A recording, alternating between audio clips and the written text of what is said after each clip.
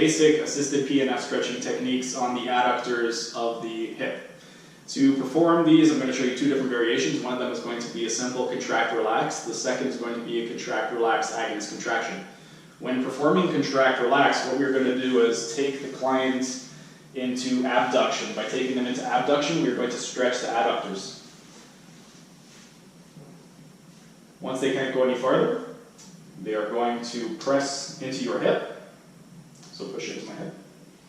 They're going to hold that for 4 to 7 seconds, and then they will relax, and you will take them deeper into the stretch.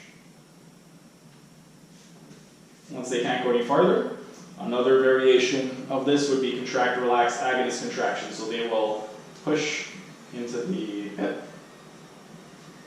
and then after they relax, bring your leg away from me.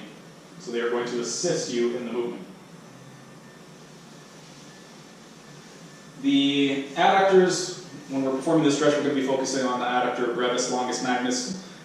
What we can do, when we're just taking them straight across, we're going to be focusing more on the middle fibers. If we want to target more the anterior fibers, what we can do is laterally rotate the thigh. By laterally rotating the thigh, it will allow us to get a little bit more, it will allow us to target a little bit more of the anterior fibers of the hip.